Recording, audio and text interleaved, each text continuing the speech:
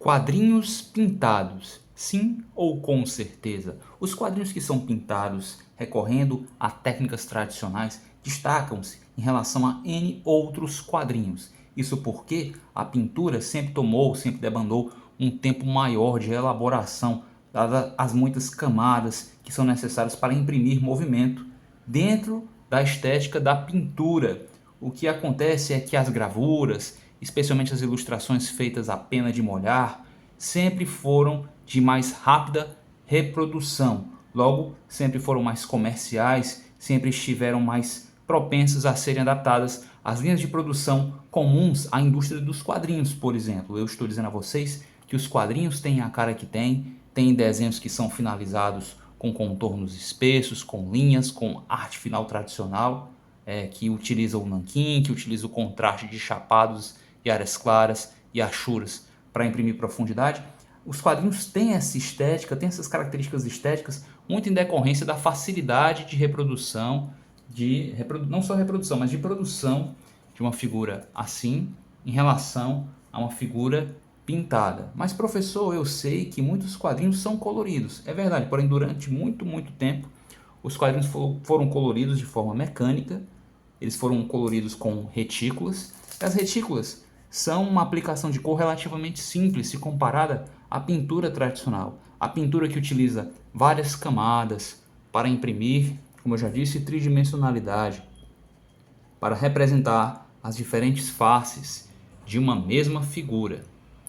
De modo que quando a pintura é bem feita, ela tem um certo grau de refino, fica difícil comparar traços mais simples com essas figuras mais elaboradas, mais refinadas, com maior profundidade, com outro nível de texturização.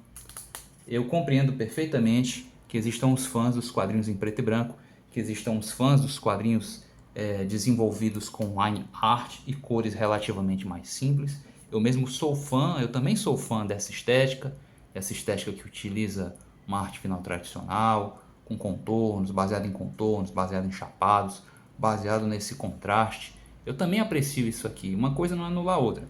O fato é que a pintura ela acaba tendo um diferencial a mais, não só pelas possibilidades de representação de textura e profundidade, como também pela raridade da pintura.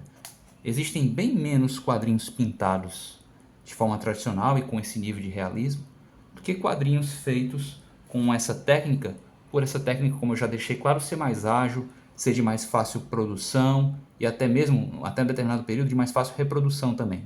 Como assim até determinado período de mais fácil reprodução? Até determinada época era mais difícil reproduzir tanto os tons como aqui. E já isso aqui, essa forma mais simplificada de arte, né, no sentido técnico, isso aqui sempre foi de mais fácil reprodução pelas prensas, pela imprensa de outrora, tá? Pelas máquinas gráficas, pelo parque gráfico de outrora. Já faz tempo que nós temos plenas possibilidades de reproduzir pintura tradicional com grande excelência, tá? Um elevado grau de excelência gráfica. Isso não implica dizer que porque nós podemos fazê-lo, porque nós podemos reproduzir isso aqui, isso está sendo feito. É mais difícil de fazer, toma mais tempo. Vale lembrar também que não é qualquer pintura aplicada com a técnica tradicional, não é qualquer aquarela, não é qualquer guache que vai ter esse nível de elaboração, esse nível de refino, né? Que nós temos várias camadas muito bem aplicadas, aplicadas com a consciência, né? Que apenas os grandes pintores têm. Esse trabalho, a saber, é do Esaias Ribic. Onde é que está o nome dele? Tá, o nome dele está aqui em algum lugar. Essa HQ é uma HQ do Locke, tá? Um conto do Locke, uma HQ curtinha, relativamente curta, de 50 páginas, né? Aproximadamente. 50 páginas é mais ou menos isso, 90. É uma HQ curtinha do Locke. Eu recomendo muitíssimo para aqueles que são apreciadores do quadrinho pintado. A técnica do Ribic é aplicada a guache. Ele consegue imprimir uma grande tridimensionalidade com o guache, usando contrastando alguns chapados feitos a guache. Ele consegue imprimir bastante realismo, tridimensionalidade. Esse efeito 3D, ele se faz presente em boa parte da pintura. É claro que também é possível obter esse efeito pintando, realizando uma pintura baseada em técnicas digitais, né? Não necessariamente você precisa, para obter esse tipo de resultado, recorrer a uma pintura, a uma técnica tradicional, recorrer a um gouache. Você pode sim obter resultado similar, não necessariamente idêntico, né? Não precisamente idêntico, mas similar, correndo a modelos 3D, a uma pintura digital feita em softwares como Photoshop. Agora, a pintura tradicional, para quem é apreciador dessa estética, tem suas características próprias, tem suas particularidades, tem um charme único. Como eu já disse, para quem está afeito à estética. Vocês conheciam esse trabalho? Então, infelizmente, sempre foram minoria, por razões que eu já expus, o que não implica dizer que sejam menos apelativos aos olhos do público.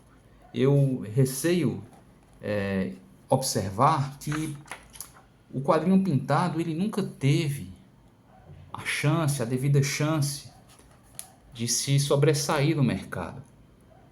Nunca houve um projeto editorial que valorizasse, pelo menos não do meu conhecimento, não que seja do meu conhecimento, que valorizasse suficientemente essa excelência na pintura. Como assim, professor? Nós sempre tivemos quadrinhos pintados de forma tradicional, pelas dificuldades eles sempre foram menos produzidos, sempre foram menos abordados, porém nós não temos coleções que valorizem essa característica, que isolem essa característica e a exaltem.